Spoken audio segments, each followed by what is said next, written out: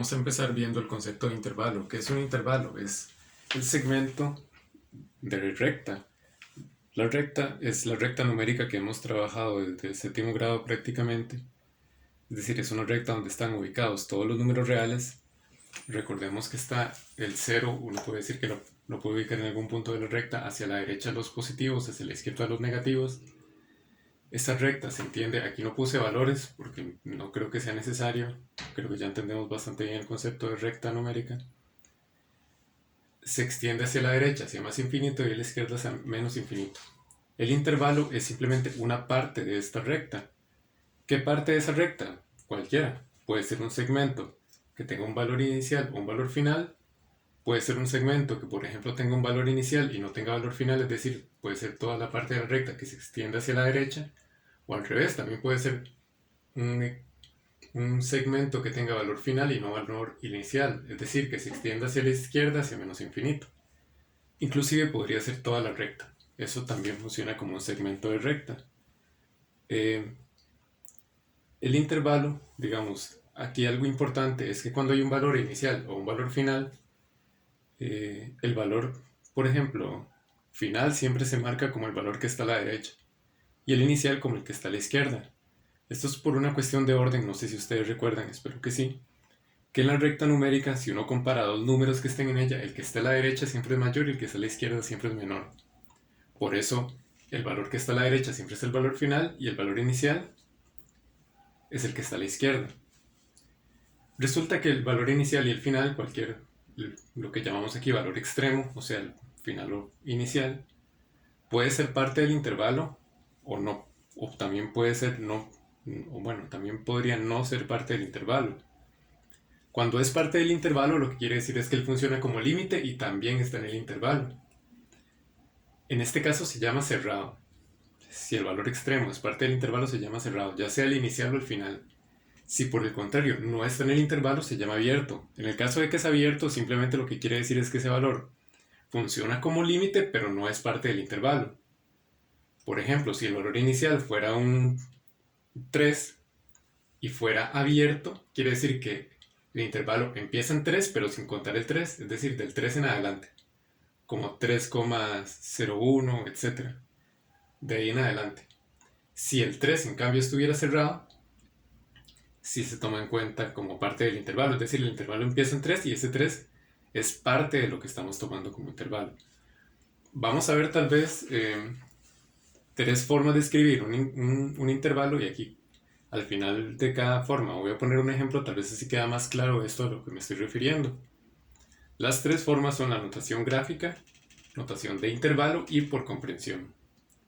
En la notación gráfica básicamente vamos a dibujar, o uno puede representar esto como un segmento de recta donde va a estar el valor inicial, el valor final, y en los valores inicial o final van a haber puntos.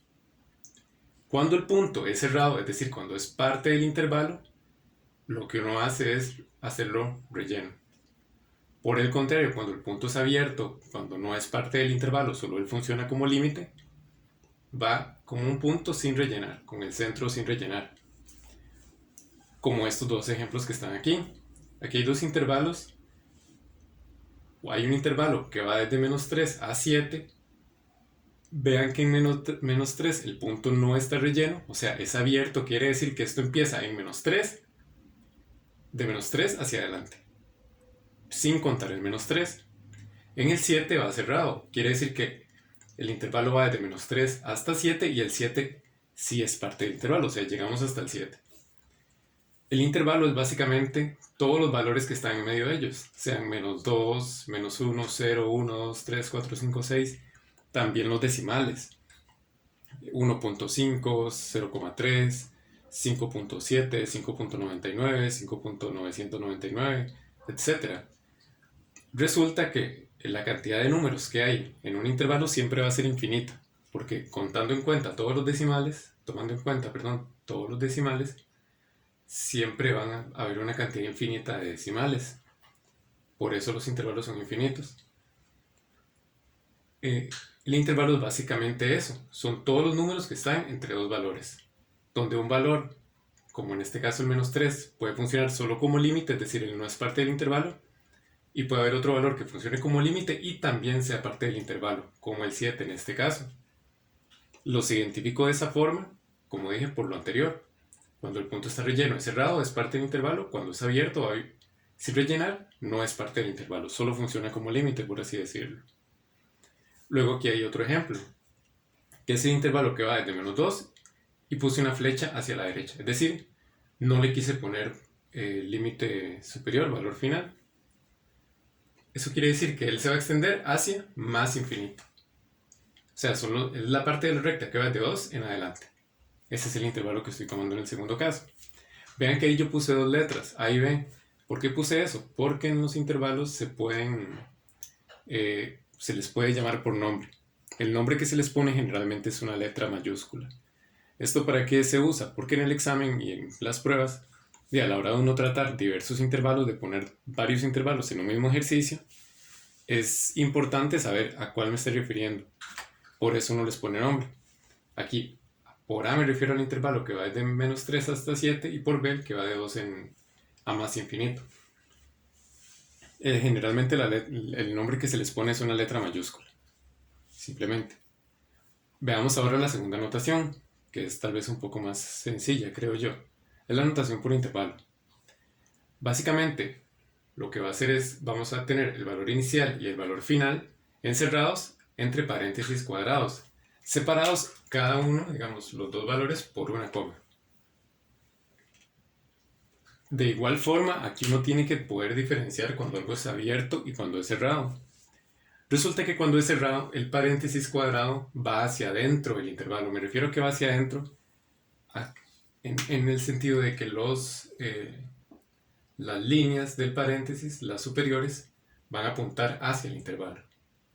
Si por el contrario es abierto el paréntesis, más bien debería ir hacia afuera. Es decir, que las líneas, estas a las que me refiero, apunten hacia afuera del intervalo. Veamos los mismos dos ejemplos que vimos en el caso anterior, pero ahora en esta notación. El primer intervalo, era de -3 hasta 7, el intervalo A. Entonces yo aquí puse de -3 a 7. Simplemente lo que pongo es eso, el valor inicial y el valor final, valor inicial y valor final. Porque lo que me interesa, simplemente como decir cuáles son los extremos del intervalo, todo lo que esté en medio de ellos es el intervalo en sí. Vean que el 3 aquí va abierto, quiere decir que en el paréntesis que va con el -3, va hacia afuera del intervalo, él apunta hacia afuera del intervalo. En cambio, con el 7, como está relleno, es cerrado. Como es cerrado, va hacia adentro del intervalo. Es decir, el paréntesis cuadrado que está con el 7, vean que apunta hacia adentro del intervalo, del paréntesis. El ejemplo B, el mismo que el anterior, recordemos que es de 2 hasta más infinito, se extiende hacia la derecha. Entonces es eso lo que vamos a poner. El valor inferior es 2, el inicial, y el final es más infinito. ¿Por qué? Porque no tiene valor final. Él se extiende hacia la derecha infinitamente. Como no tiene, uno pone infinito. Resulta que el infinito siempre va abierto. ¿Por qué? Porque no puede estar dentro del intervalo. O sea, no puedo contener el infinito. Es algo infinitamente grande. Por eso es algo que no se puede contener. El intervalo siempre en el infinito y en el menos infinito también va a pasar. Va a ir abierto. Ahora, el 2 aquí va cerrado. ¿Por qué? Porque aquí está el punto relleno. Quiere decir que es cerrado, entonces el paréntesis apunta hacia adentro. Y veamos una tercera forma de escribir esto. Se llama la notación por comprensión. En esta notación siempre van a venir escritas de esta forma, estas letras.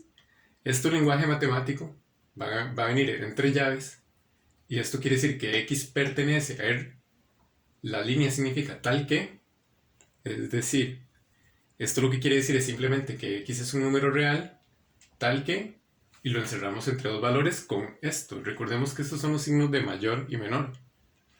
Recordemos que siempre esto, donde están los dos, donde apunta, por así decirlo, la boquita, como no le decían en la escuela, generalmente, se puede tratar obviamente de otras formas, siempre apunta hacia el más grande, la boca.